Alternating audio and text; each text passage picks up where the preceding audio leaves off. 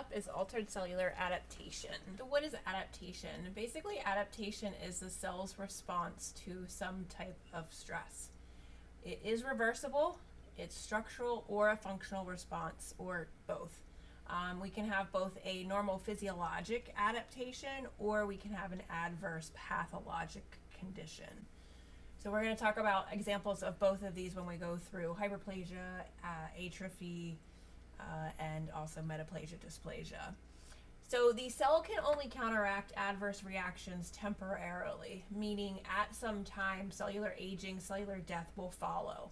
So this is kind of that adaptation situation. So the cell is going to adapt, it can reverse it, or it becomes irreversible, and then we end up with cellular aging and cellular death. So we classify reversible as sublethal cellular injury and irreversible as lethal cellular injury. There are multiple mechanisms that cause these cells to adapt. We can have chemical, hypoxic, free radical, intentional, unintentional, immunologic, inflammatory. Really any kind of stressor can cause the cell to go under adaptation. Metabolic derangements include intracellular accumulations of those lipids, carbohydrates, and proteins, and we talked about that. That was those lysosomal storage issues. So let's take a look at a couple of these adaptations that the cells undergo. First one we're going to look at is atrophy. So this is a decrease in a stressor. So whatever that could be, maybe it's less hormones are being secreted, maybe you're not using the muscle as much, maybe there is a decreased nutrient, maybe some malnutrition's going on and this affected area or cell is being affected by that. Maybe there's lack of blood supply, so ischemia. Those can all lead to atrophy, and that is ultimately going to lead to a decrease in that organ size. We have this mechanism and it occurs via a decrease in the size as well as the number of cells. The way that we decrease the cell number is by apoptosis. Apoptosis is basically cellular death. Okay. How do we decrease the size of the cell? We talked about this ubiquitin proteasome degradation system previously. So what happens is that protein gets tagged by the ubiquitin proteasome of the cytoskeleton, and that results in destruction of that protein, results from the cell going from this size down to this size. So it is basically targeting that and destroying that, and that's that proteasome degradation system. Then we have the autophagy of the cellular components. We talked about autophagia earlier. So how do we get atrophy? These cellular organelles and cellular senescence, we're going to get rid of these because we have a much smaller cell. We don't need as many cellular components, so we'll have much less. That is going to be performed by autophagy. An example of a pathologic atrophy would be renal artery stenosis. So we have a decreased blood supply going into the kidney. It ultimately will atrophy and get smaller in size. A physiologic atrophy occurs with early development. So let's say the thymus gland undergoes physiologic atrophy during childhood. Atrophy is most common in skeletal muscle, heart, secondary sex organs, and the brain. Next up is hypertrophy. So hypertrophy means the size of the cell is going to change. It is going to have an increase in the size of the cells, which ultimately will increase the size of the organ. This can be a stressor, either pathological or physiological. Hypertrophy is from studies of the heart, is where we get a lot of the information related to hypertrophy. The cells of the heart and the kidneys are particularly responsive to enlargement.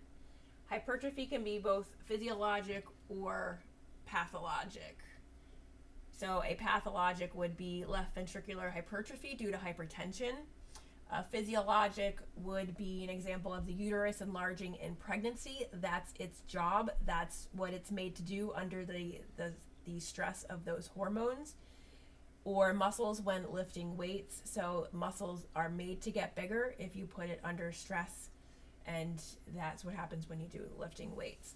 For hypertrophy to be obtained, we have 3 steps that need to be triggered: gene activation, protein synthesis, and we need more production of organelles. So the increase in the cellular size is associated with that increased accumulation of protein in the cellular components, such as the plasma membrane, the endoplasmic reticulum, myofilaments, mitochondria, and it's not an increase of the cellular fluid. All right, so just the organelles. We get that protein synthesis because we need more production of organelles, and we ultimately need to have gene activation.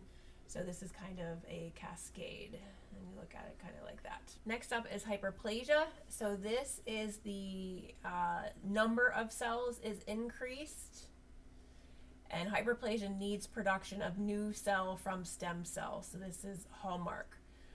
You have both pathologic and physiologic hyperplasia. An example of pathologic hyperplasia would be endometrial hyperplasia, as we're exposed to estrogen over a long period of time. Hyperplasia can lead to dysplasia and cancer. So that's hallmark. So make sure you understand that pathologic hyperplasia can lead to dysplasia and cancer. Physiologic hyperplasia, the uterus in pregnancy would also be an example of that. So not only do we increase the size of the cells, we also increase the number of cells. Okay. Exception to the hyperplasia rule is permanent tissues. So permanent tissues, which are cardiac, skeletal, and nerve tissues, cannot undergo hyperplasia. Permanent tissues do not have any stem cells, therefore you cannot make any new cells if you don't have stem cells. So permanent tissues cannot undergo hyperplasia. High yield. There is always exceptions to many of these rules. BPH, which is benign prostatic hyperplasia, is not a risk for cancer. So we're talking about pathologic hyperplasia. The exception to that rule is benign prostatic hyperplasia is not a risk for cancer. Otherwise, if you have pathologic hyperplasia, it can lead to dysplasia and cancer. So here's kind of a synopsis of that. So we have normal cells. Hypertrophy is just an enlargement of the cells. Hyperplasia is that you have more cells. Next up is metaplasia. So metaplasia is a change in stress on an organ results in a change in cell type. One of the best situations to understand metaplasia is when we talk about Barrett's esophagus. Usually it involves the surface epithelium cells, so such as squamous epithelium maybe gets changed over to columnar, which is more in the gut. The other area that we see this is transitional and in the urothelia area system. So when we talk about Barrett's esophagus, so we have our gut, so we have the lower esophageal sphincter area. Basically what happens is when we have GERD as well as Barrett's esophagus, we have that reflux of acid up into that squamous cell area. Down here is columnar. So what is the columnar better at? Columnar better is dealing with acid. The squamous cell is not good. So what happens is because of that stress that happens with the acid refluxing back up into the area, this changes over to columnar. If you would take away the stressor, there is a good chance that that columnar would change back into squamous cell because the stressor has been removed. So the metaplastic cells are better equipped to deal with that stress. The body changes it because you have that there. Barrett's esophagus is a precursor to adenoma of the esophagus. So it can progress to cancer if that is not taken care of. And that's why Barrett's esophagus, and you have to screen for esophageal cancer with this. One exception to that rule with metaplasia is apocrine metaplasia. So apocrine metaplasia is changes in the breast tissue, but it does not put you at a risk for breast cancer. All right, so that's the exception to the rule that usually metaplasia can progress into cancerous cells. Dysplasia, so this is not a true adaptive mechanism, but it does account for this atypical hyperplasia kind of situation. So it is disordered cellular growth, and it is proliferation of precancerous cells. It arises from long-standing pathologic hyperplasia or metaplasia. When we take a look at this, think of cervical intraepithelial neoplasia or Barrett's esophagus, like we just talked about with the metaplasia. It is reversible. Once it progresses to carcinoma, it is not reversible, but if you catch it while it's in pre-invasive neoplasm, such as a carcinoma in situ, it is reversible at that time. Dysplasias do not involve the entire thickness of the epithelium, and that's why they may be reversible. And once you remove that inciting stimulus, such as hormonal, mild to moderate dysplasia can be reversed. So now let's take a look at cellular injury. So injury to the cells and to the extracellular matrix leads to injury of tissues and organs. Ultimately, structural patterns of disease. Injury, the cell is unable to adapt to that stressor. So we just talked about those mechanisms of adaptation. Once the cell tries to adapt and is unable to reverse it, then the cell is unable to maintain homeostasis, and we start to get an injury to the cell.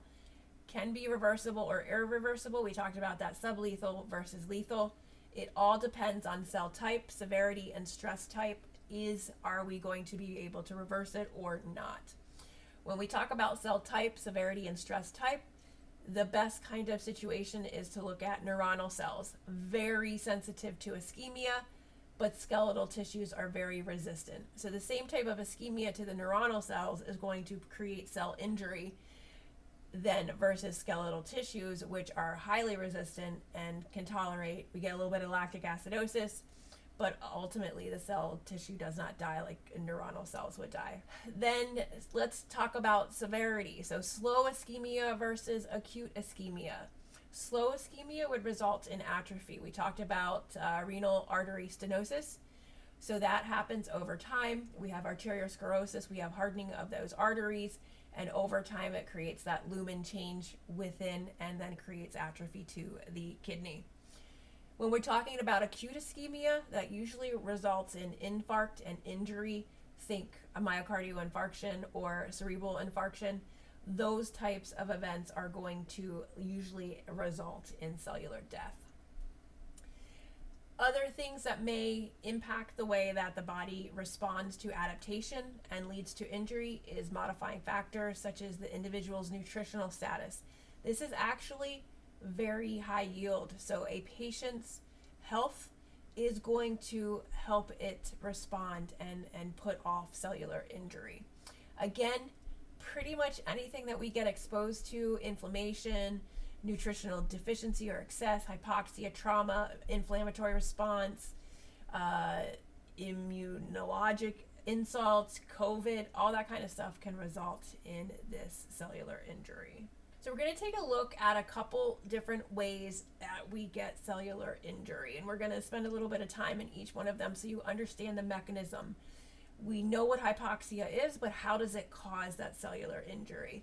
So hypoxia, low oxygen delivery to the tissues, and it's a very important cause of cellular injury.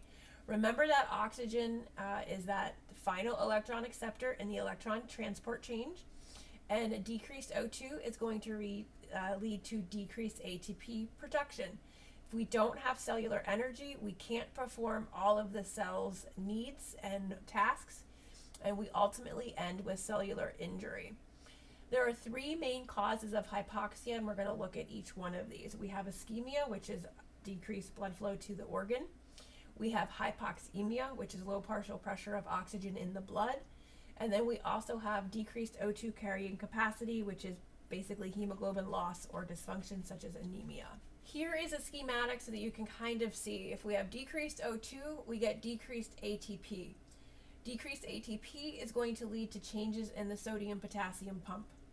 It is also going to increase anaerobic glycolysis, which we know goes into lactic acidosis. It's also going to lead to detachment of those ribosomes. If we have detachment of ribosomes, we have decreased protein synthesis. If we have a decreased sodium pump, we have an influx of potassium in water, and that's going to ultimately lead to cellular swelling, and that's where we get cellular injury. The cell cannot maintain itself if it's swollen. The increase in anaerobic glycolysis leads to decreased glycolysis. Remember, we need oxygen because we need to make ATP. If we don't have it, we're going into lactic acidosis. We are also going to get a decreased pH, which leads to clumping of the chromatin, and we get DNA damage, and then that leads to cell death. These is basically that cascade that is brought on by hypoxia, decreased O2. This is a high yield slide, so as we go through the things, we're going to be talking about these even more, but that is the gist of what we're going to be talking about, cellular injury. All right, so cellular ischemia. Cellular, so we can have narrowing of the arteries, so decreased arterial perfusion, such as atherosclerosis, arteriosclerosis, and that is going to lead to the atrophy. We could have potentially a complete blockage by thrombosis. We could have decreased venous drainage. And two mechanisms by what? We could have something such as thrombosis of the hepatic vein, which then decreases the flow to the liver because we have the inability for it to get out, okay? So we have the blood flowing in, but we cannot get the blood flowing out, so it backs up, and that actually can lead to infarction. Polycythemia vera is a very common cause of this. It's also called Budd-Chiari syndrome, and that is that the viscous blood leads to a thrombosis that leads to Budd-Chiari syndrome, and we get a liver cell damage because we cannot get the blood out, all right? Shock is another version of ischemia, but this is that generalized decreased perfusion to vital organs. Basically poor perfusion, we're not getting enough blood, oxygen to the area, and we ultimately will end up with cellular injury and cellular death secondary to that. So three main mechanisms: gradual narrowing, complete blockage by thrombosis, which equals decreased venous drainage, or that generalized decreased perfusion to the vital organs, otherwise known as shock. Those are three mechanisms of ischemia that will result in cellular injury. Hypoxemia, so this is the lower partial pressure of oxygen within the blood. For this, we need to remember this lovely little schematic. So remember that the job of the lungs is to bring in the partial pressure of oxygen from the atmosphere, FiO2, take it into the lungs where it diffuses across the alveolar membrane, and we have the big PaO2, which is the partial pressure of oxygen. And then as it diffuses across the alveolar membrane and diffuses into the blood, we have P(a)O2, which is the arterial oxygen level. It ultimately gets manifested as the SaO2, which is the oxygen saturation. What happens is any change in any one of these gives us a lower partial pressure of that oxygen within the blood. A couple causes that we look at, so high altitude. So if we have decreased barometric pressure, we have a decreased PaO2. We are decreasing the FiO2. We're at a higher altitude, so that is ultimately going to decrease all of these, and we will have a decreased PaO2. Hypoventilation, so this is an increased PaCO2. So what happens with this is the PaCO2 results in decreased small PaO2 because the big A CO2 is going to displace the small PaO2. Diffusion defect, so the big PaO2 is not able to push as much oxygen into the blood due to a thickened barrier. So think pulmonary fibrosis in this situation. There's another thing called a VQ mismatch, and that's when the blood bypasses the oxygenated lung, such as shunt, and oxygenated blood cannot reach the blood, such as atelectasis. So here's kind of a schematic of that. So remember that we have FiO2 is coming in from the atmosphere, goes in. This is where we get P(a)O2. This is your capillary membrane. So it gets pushed over, and then we have P little a O2. And then when we measure it, we get SaO2. If we have decreased FiO2, such as in high altitude, we're decreasing the big PaO2. Ultimately, we're going to then decrease everything as it's coming across because we don't have same concentration. Hypoventilation would this would be where we have the more PaCO2 because it displays it. So if we're not getting rid of it, then it's actually going to take up more room in here. We have decreased P big AO2, ultimately would result in changes in the level, the partial pressure of oxygen. Absolute shunt versus a relative shunt all depends on what's going on, but you can see here we would have a decreased ventilation perfusion because of we're not getting as much oxygen into that alveolar. Diffusion defect, such as what we talked about with pulmonary fibrosis, if this is thick, then we are not going to have the same P big AO2 get across because it has a harder time diffusing, and it will then ultimately be less. So I hope that makes sense with being able to understand hypoxemia. Last is decreased O2 carrying capacity, so hemoglobin loss or dysfunction, so think anemia. Decreased red blood cells, so PaO2 would be normal, SaO2 would also be normal in this situation. The fact is the saturation remains the same, you just have less of it. So remember, hemoglobin carries the oxygen. What happens is you have less hemoglobin, but it is still saturated with oxygen, so that would still have your SaO2 normal. Another way that we get decreased O2 carrying capacity is if we have carbon monoxide poisoning. CO has a high affinity for hemoglobin, and it basically knocks off the O2, and then what happens there, we would actually have SaO2 decreased because we are knocking the oxygen off of the hemoglobin molecules. What all of this leads to is potentially reversible cellular injury. That schematic that I showed you, this is just the slide that will kind of break it down for you. So hypoxia impairs oxidative phosphorylation, decreased ATP. Sodium potassium pump, sodium and water build up within the cell, we get cellular swelling. The calcium pump is also altered. So calcium is very temperamental. Calcium is an activator. So if there's buildup of in the cytosol, calcium will actually start cellular injury and cellular death. It is an accelerator. So if we have problems with the calcium pump and it builds up in the cytosol, then we're also going to be getting cellular injury and ultimately cellular death. The aerobic glycolysis is switched to anaerobic glycolysis, lactic acid buildup, lowered pH. We start denaturing our proteins and DNA damage, and that is going to be injury. And if it's not reversed, then we get cellular death. So that initial phase of injury is reversible. The hallmark of reversible injury is cellular swelling. If you have cellular swelling, there is still a potential that you can reverse it. We get cellular swelling, we get cytosolic swelling, we lose microvilli, and we also get membrane blebbing. So let's say we have those microvilli that are on the edge of the apical side of the cell.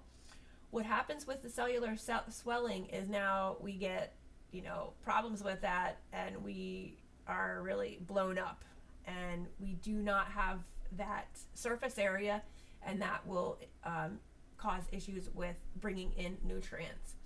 We also get membrane blebbing. So because the cell is so swollen, we'll get these little blebs, and then ultimately that could cause bursting. We get swelling of the endoplasmic reticulum, the rough one. And remember, the endoplasmic reticulum is the site of protein synthesis. We have all of those ribosomes that are attached to it, and that's where we get protein synthesis. So basically, these things are going to pop off because of the swelling, and we will have decreased protein synthesis, and then that will ultimately affect the ability of the cell to do what it needs to do and prepare those proteins. Then we move on to cell injury. So here's a picture of a normal cell. We have our wonderful plasma membrane. Everything's functioning well. We get this reversible injury. So there's that membrane blebbing, ribosomal detachment. The rough endoplasmic is also going to swell. We have mitochondrial swelling. We have problems with the DNA, chromatin plumping, the alterations in the pH.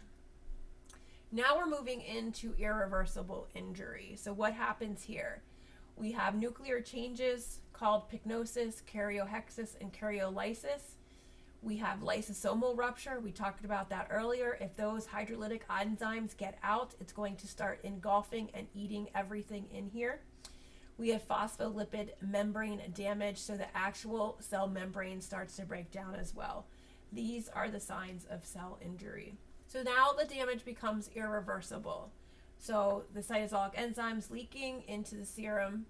So think cardiac troponin, and that is ultimately what we are measuring when we measure cardiac troponin. Extra calcium is entering the cell. Like I said earlier, it's going to usher in cell death. It is a kind of catalyst. We get that mitochondrial membrane damage. We have loss of the electron transport change, therefore no ATP. We have cytochrome C leaking into the cytosol. This is another thing that will activate apoptosis. Remember, apoptosis is cellular death. Lysosomal damage, releasing those hydrolytic enzymes, activated by high intracellular calcium, and the end result is cellular death. The morphologic hallmark of cellular death is the loss of the nucleus. We have two types of cell death. We have necrosis and apoptosis. Those are the two mechanisms. And we're going to go into each one of them so you understand what they are. Again, we have this nuclear condension called pycnosis. We have fragmentation called karyohexis. And we have dissolution, which is called karyolysis. Remember, lysis means to kind of break apart, blow apart. Here is a normal cell. We have reversible injury, and then we'll be able to recover. If we don't, we have progressive injury, and then we get cell death. Necrosis is a breakdown of the plasma membrane, organelles, nucleus, leakage of the contents. This is an inflammatory response. Necrosis will always be accompanied by inflammation. Apoptosis, on the other hand, is almost like programmed cell death. It's kind of known that it's going to happen. It's still the same process of pycnosis, karyohexis, and karyolysis, but now we have phagocytosis of the apoptotic cells and fragments, and that is almost what we see with the autophagy, and that's kind of where we get the difference between necrosis and apoptosis. Necrosis is also viewed as death of a large group of cells, and it is always followed by acute inflammation, high yield. So necrosis is always followed by acute inflammation. It is never physiologic, always pathologic. So there's always got to be some insult that is causing necrosis.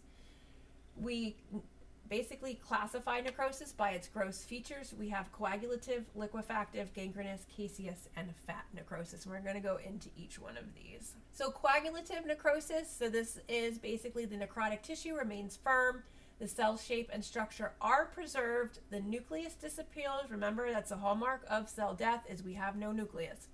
So the nucleus disappears, but the cell type is kind of maintained. Protein denaturation changes into a gelatinous transparent state. Common causes of coagulative necrosis are severe ischemia or maybe a chemical agent.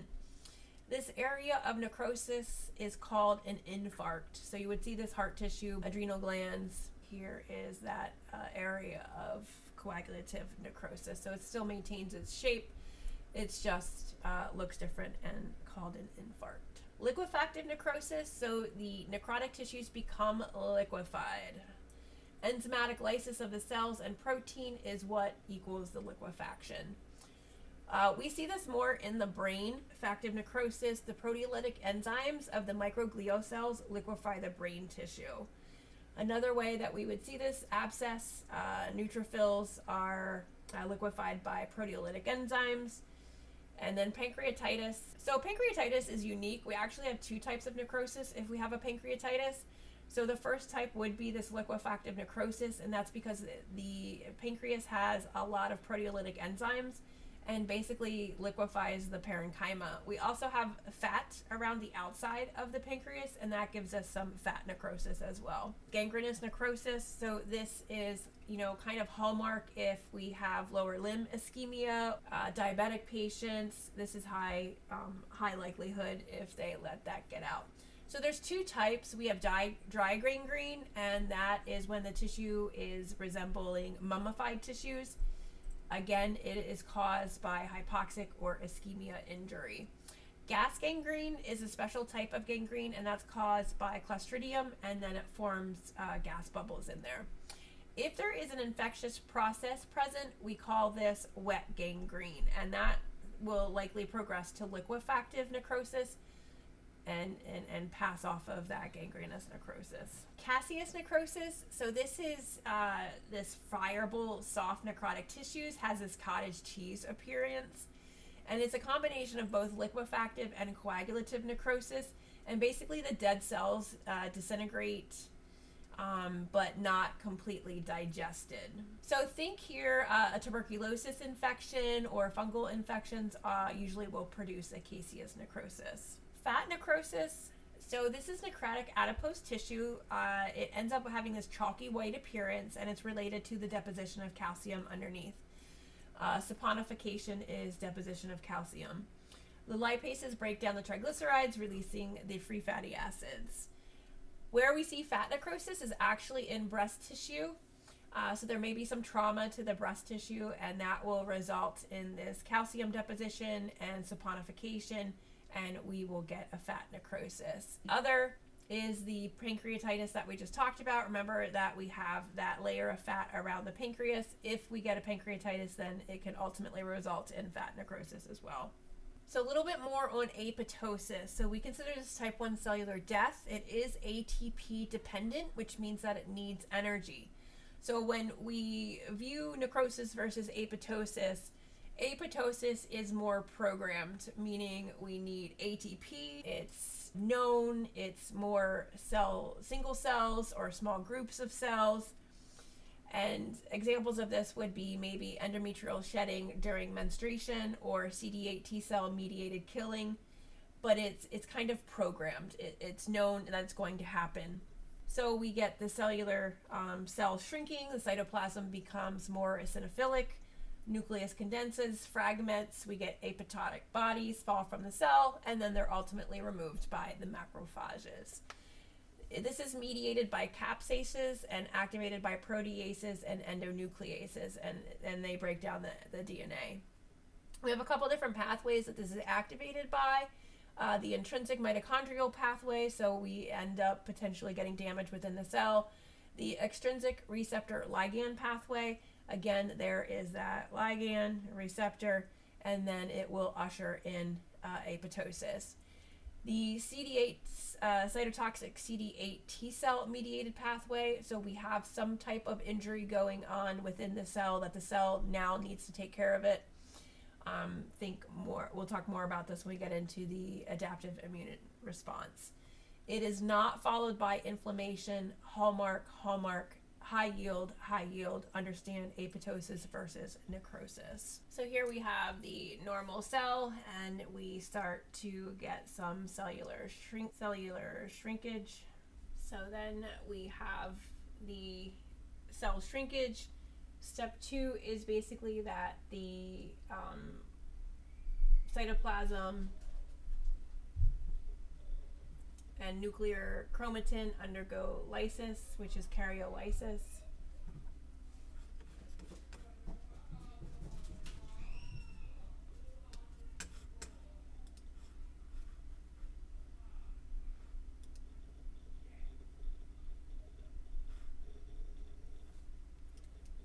So we have chromatin condensation. Step 3 is membrane blebbing.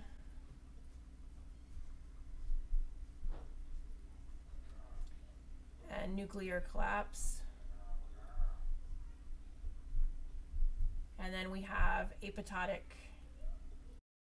body formation. So those are the 4 steps in apoptosis, basically. And apoptosis means Greek for falling away. So we talked about autophagy earlier when we were doing the lysosomal pathway. So autophagy, self-digestion, the recycles digested components, and we already talked about this process. And it maintains cellular metabolism. Next up is oxidative stress, or free radical damage. Cell injury can be induced by free radicals, particularly these reactive oxygen species. And it's a very important mechanism of cell damage in many pathologic conditions, especially see it in chemical radiation type injuries, ischemic reperfusion injury, such as in cardiac myocyte restoration after PCI. So what are free radicals? Free radicals are a chemical species with an unpaired electron in the outer orbit. What this means, though, is that it's a highly reactive agent, and it can attack and modify adjacent molecules and actually turn them into free radicals. So if you have free radicals, get cell injury and cell death because we have these highly reactive situations going on. So they attack, modify adjacent molecules such as inorganic or organic chemicals, proteins, lipids, carbohydrates, all those macronutrients, nucleic acids. Some of these reactions are autocatalytic, whereas the molecules that react with the free radical are themselves converted into free radicals and then propagating the chain of damage. We get free radicals in normal physiologic production of oxidative phosphorylation. So we have oxygen as that final electron acceptor in the electron transport chain. So during oxidative phosphorylation, which is ATP production, we actually get free radicals. Other things, leukocyte bursts, we're going to talk about this in the inflammatory response coming up soon. When we get an inflammatory response, leukocytes actually put off a reactive oxygen species to try and kill the bacteria. Exposure to ionizing radiation, this can be background or it can be more pathologic, such as in healthcare. Inflammatory response, metals such as iron and copper, drugs and chemicals. There's a lot of things that can create free radicals that are more on the pathologic side versus the physiologic production. To understand the generation of it during oxidative phosphorylation, so this is oxygen and it accepts an electron in that whole process. So one electron is accepted and then we get the production of these steps within the oxidative phosphorylation. So the reduction oxidation reactions that occur during normal metabolic processes, such as normal respiration, O2 is reduced by the transfer of 4 electrons to hydrogen and generate 2 water molecules. That's basically what we get. This conversion is catalyzed by oxidative enzymes in the endoplasmic reticulum, the cytosol, mitochondria, peroxisomes, and lysosomes. During the process, small amounts of partially reduced intermediates are produced with different numbers of electrons being transferred, and that's what this means. So as we have oxygen moving here, 1 electron, we get superoxide. Superoxide, so these are the bad reactive oxygen species down here. All right. So as we accept 1 electron, we generate superoxide. As we accept 2, we generate hydrogen peroxide. As we accept 3, we have hydroxyl radical. Then if we get the final 4th electron, we get that water. So if anything's disrupted in here, we can get these 3 reactive oxygen species. Other ways, when we get exposed to some radiation, the ionizing radiation hydrolyzes water into OH and hydrogen free radicals. OH is hydroxyl. The rapid burst of the reactive oxygen species in the activated leukocytes during inflammation. This is usually pretty controlled reaction carried out by the plasma membrane multi-protein complexes that uses NADPH oxidase. And then there's also some xanthine oxidase involved, we generate superoxide. Metals such as iron is a big one. So iron, copper, they donate or accept free electrons during intracellular reactions and catalyze for free radical formation. The Fenton reaction is what we're talking about for iron. And what happens here is because most of the intracellular iron, it must be reduced to ferrous 3+ state, and it must be reduced down to ferrous, which is in Fe2+ state. So if that doesn't happen, then we generate reactive oxygen species during this. This reduction is enhanced by the superoxide. We have transport proteins that help make sure that this doesn't happen. There's another one called nitric oxide, which is a important chemical mediator generated by the endothelial cells, macrophages, and neurons, and some other cell types. And they can act as a free radical and may also be converted over to the highly reactive peroxynitrate anion. So that's another type of free radical that can cause damage. So you can see here that we generate them in many areas within the body. So it's not just one way that we get free radicals. So what happens when we get this free radical damage? So by whatever mechanism, the ultimate end is that we have lipid peroxidation, protein modifications, and DNA damage. So here's a nice little schematic. It's also in your book. So we have radiation, toxins, reperfusion, doesn't matter what the cause is. You can see here mitochondria, and we get that production of the reactive oxygen species, superoxide, hydrogen peroxide, or hydroxyl radical. We do have ways that we remove free radicals. We're going to talk about that next, but we do have certain enzymes, carrier proteins, antioxidants. They all help neutralize these things that happen via normal pathways. Ultimately, if we don't and we have those free radical production, then we get pathological effects. So here is lipid peroxidation. It ultimately ends up in that phospholipid bilayer membrane damage. Remember when we talked about cell injury and cell death, that irreversible cell injury was when we actually saw membrane falling apart. So that would be there. So lipid peroxidation results in membrane damage. So then we have protein modifications. So what happens here is free radicals promote oxidation of amino acid change, formulation of protein to protein cross links, such as the disulfide bonds, and then oxidation of protein backbones.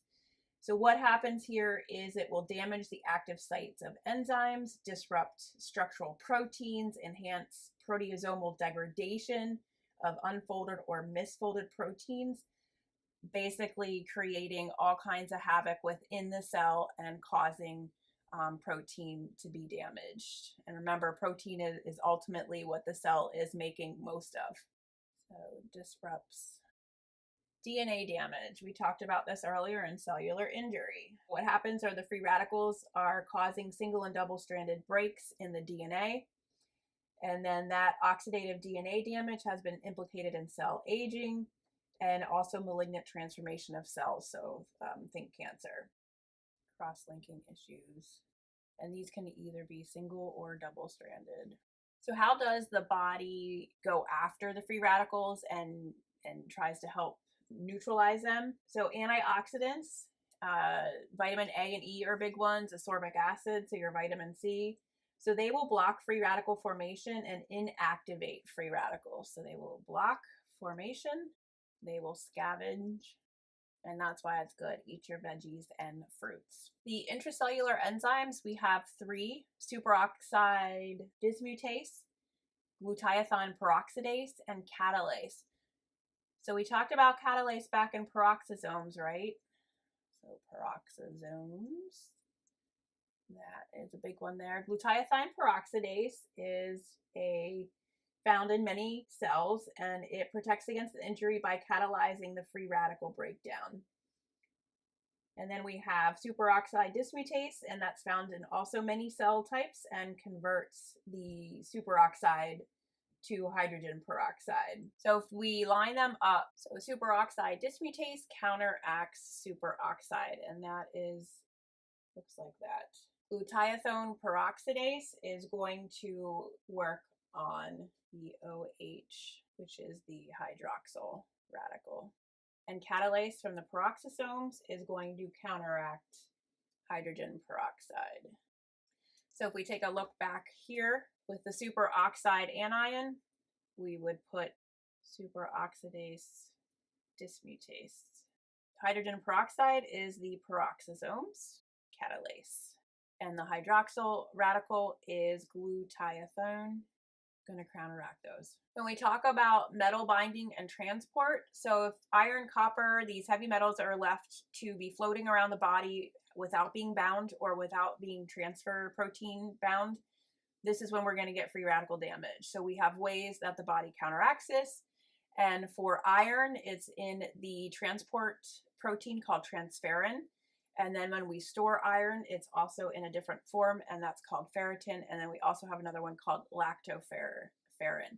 So these are all going to bind and transport, not leaving iron to its devices. If it's left on its own, it will create a reactive oxygen species. Copper, we have ceruloplasmin, which is the transport protein for that. And these carrier proteins prevent reactive oxygen species. One of the hallmark of free radical damage is actually a reperfusion injury. So this is what we see, what happens when you have myocardial infarction. You make it to a cardiac center in time, and they get you into the cath lab and they reperfuse it. So we have the ischemia. We have anaerobic glycolysis. Remember, we are decreasing O2, so that O2 is going to ultimately change over from aerobic glycolysis over to anaerobic. We get that rapid fall in intracellular pH. We get the sodium-potassium issues, calcium overload. Remember, calcium is an activator, and we get cellular injury and cellular death. What then happens is we put oxygen back into the mix after we PCI and open it back up. We have aerobic, which has a prompt recovery of intercellular pH. There is a surge of reactive oxygen species because of that reintroduction of oxygen into the area. We get direct issues with that related to the DNA damage, proteins, and this is ultimately still leads to some troponin elevations and cardiac myocyte death even after reperfusion. So this leads to that continued rise of cardiac enzymes even after we reperfuse the tissue. Free radical damage has been implicated in a whole bunch of problems in pathophysiology, and here's just a couple of them. So one of the manifestations of metabolic derangements is the intracellular accumulation of substances that may be harmless or cause further injury. These accumulations may be located in the cytoplasm, in the organelles, typically the lysosomes, or in the nucleus. They may be composed of substances that are synthesized by the affected cells or are produced elsewhere, or can be abnormal substances such as exogenous toxic agents. So all of these things, if they're not taken care of, those lysosomes, peroxisomes, if they are unable to keep the cell environment maintained, then we can have these accumulations of cellular injury. So we have normal substances such as water or proteins, lipids, carbohydrates, abnormals, endogenous products of metabolism, or exogenous toxic agents. So there's 4 mechanisms by which these accumulations can happen. So we have maybe issues with the cytoplasm, usually the lysosome or the nucleus, and then the substance is produced at an abnormal rate or in excess. We may have issues with mutated gene affecting protein coding, and it is ultimately misfolded, and then that accumulates. The endogenous substance is not effectively catabolized, lack of lysosomal activity. So this is where that lysosomal issue may happen, those storage diseases that we kind of talked about. And then harmful exogenous substances such as heavy metals, mineral dusts, microorganisms, and they deposit and accumulate within the cell. In many cases, if the overload can be controlled or stopped, the accumulation is reversible. If it's an inherited storage disease, accumulation would be progressive and then leading to some instances of death and of the tissue of the patient. So let's take a couple looks here. So if we look at a lipid accumulation, so all classes of lipids have the ability to accumulate within the cell: triglycerides, cholesterol, cholesterol esters, and phospholipids. We basically get a fatty change. So where do we see this most at? In the liver. So that fatty liver. What happens is triglycerides accumulate within the parenchymal cells. It can have significant pathological effects because of that fatty change.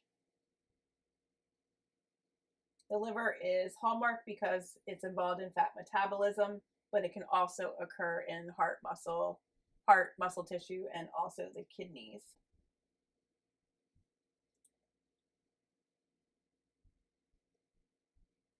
And we'll talk about fatty liver more in the GI system. Other ways that you would see lipid accumulation, so we would have atherosclerosis within the atherosclerotic plaques, smooth muscle cells, macrophages in that intimal layer. And we have xanthomas. Niemann-Pick disease is a lysosomal storage disease caused by mutations affecting the enzyme involved in cholesterol trafficking, resulting in the cholesterol in many tissues. If we talk about glycogen accumulations, this is where we would see excessive intracellular deposits of glycogen in either glucose or glycogen metabolism.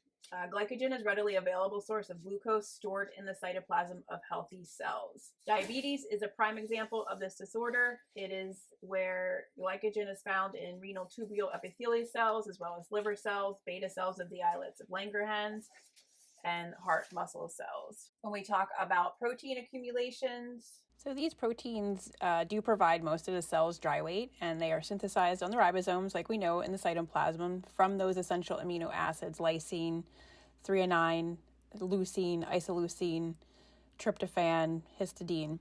The accumulation of proteins probably damages the cells in two ways. First, those metabolites produced when the cell attempts to digest some of those proteins actually damages cellular organelles when released from the lysosomes. Secondly, there could be excessive amounts of protein in the cytoplasm that actually push against the cellular organelles and disrupt that organelle function and intracellular communication. Remember, that's hallmark, that the cells are able to communicate to each other.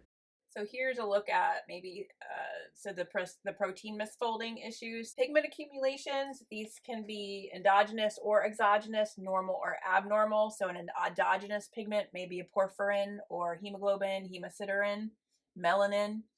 Lipid-rich pigments such as lipofuscin, that's what gives those, age spots, those yellow-brown color.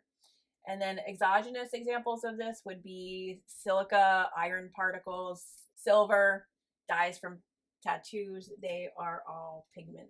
Cellular aging. Mankind has pursued immortality from the time that we were born, basically, always looking for that fountain of youth. Individuals age because their cell age. There is a lot of attention to the aging process, and that has actually focused on more cosmetic manifestations, but it's really related more to health consequences. Age is an independent factor for many of our chronic diseases, such as cancer, Alzheimer's disease, ischemic heart disease.